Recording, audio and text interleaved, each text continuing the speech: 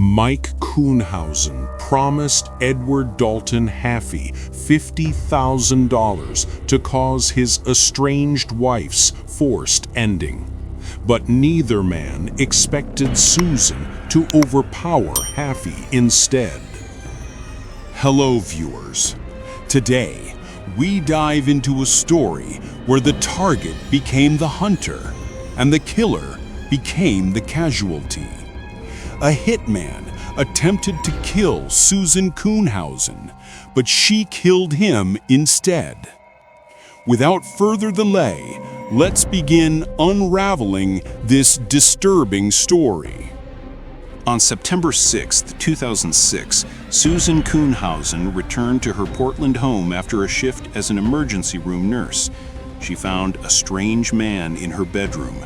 Around 15 minutes later, her neighbor called 911. She struck him and she overpowered him, and she thinks he's finished, Kuhnhausen's neighbor told the dispatcher on the other end of the line. The police arrived to find that Kuhnhausen had indeed caused the forced ending of the intruder, Edward Dalton Haffey. But why had he been in her house? As the investigation continued, officers began to uncover a disturbing plan. In Haffey's backpack was an envelope with the phone number of Susan Kuhnhausen's husband, Mike Kuhnhausen. Mike had seemingly hired him to cause Susan's forced ending. The couple had separated a year earlier, but they were still friendly, which made the discovery all the more shocking to Susan. Mike ultimately pleaded guilty to asking for Susan's forced ending. He admitted he'd wanted her finished because he had nowhere to live and knew he would get their house if she were gone. He was sentenced to 10 years in prison, but he lost his life from cancer just months before his release. After hearing Mike's confession, Susan filed for divorce and changed her last name to Walters. She is now an outspoken voice for survivors of home violence. Yet she is still haunted by the deadly choice she had to make to save her own life. How Susan Kuhnhausen killed the hitman sent to murder her. We have an intruder in the house next door. Ann Warnock, the neighbor of Susan Kuhnhausen, told the 911 dispatcher on the evening of September 6, 2006. The intruder was in the bedroom with a hammer. The woman who lives there thinks she may have overpowered him. Kuhnhausen had returned to her home in southeast Portland from a shift as an emergency room nurse 15 minutes earlier. There, she found a note from her husband, Mike Kuhnhausen. He had moved out a year before, but still had a way into the house. It read, "Sue, haven't been sleeping. Had to get away, went to the beach." Then, Kuhnhausen walked toward her bedroom. A stranger appeared from behind the door. He was holding a hammer and wearing yellow rubber gloves. He struck Kuhnhausen in the head and was surprised when she began fighting back. "He was standing over me with the hammer. I looked at the floor and I thought, I'm going to lose my life today," Susan Kuhnhausen told the Willamette Week in 2016. However, Susan Kuhnhausen often practiced self-defense due to situations she faced as an ER nurse. She was able to rip the hammer away from her attacker's grip, and a struggle began. In the end, Kuhnhausen managed to get the man in a final grip. She climbed on top of him and used her body weight to hold him down. When he eventually stopped moving, she ran next door to Warnock's house and told her to call 911. The police found Edward Haffey overpowered to his forced ending in Kuhnhausen's home. At first, it seemed like a burglary gone wrong. But then, detectives found Mike Kuhnhausen's phone number among Haffey's belongings. Inside the hunt for Mike Kuhnhausen. After finding Susan Kuhnhausen's husband's phone number in Haffey's backpack, officers looked closer. They found a calendar entry that read, "Call Mike 2 days before the attack."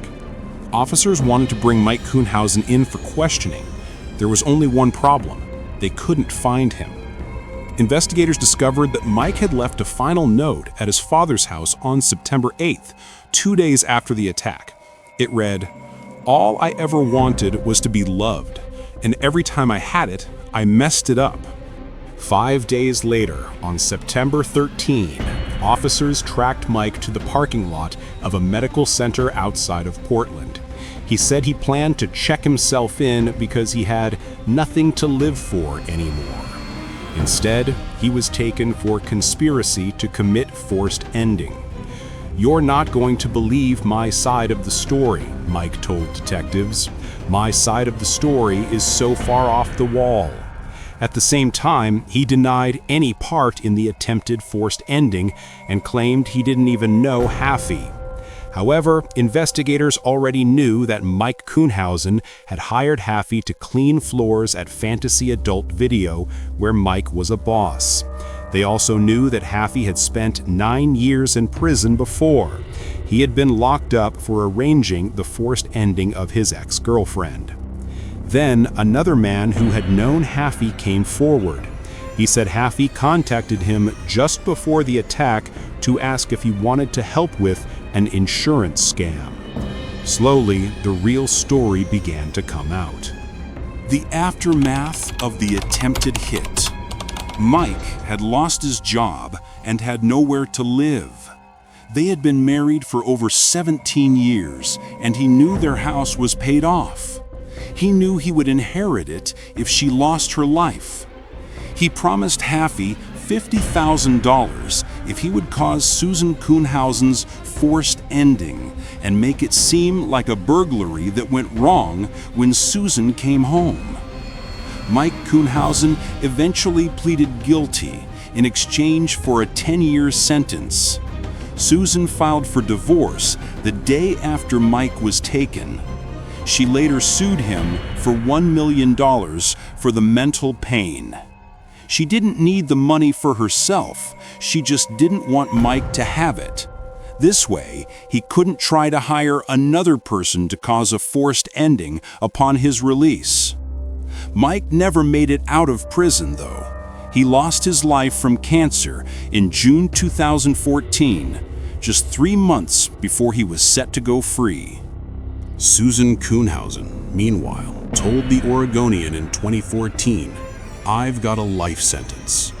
I was forced to cause the forced ending of another man," Kuhnhausen said, even though he was not a good man.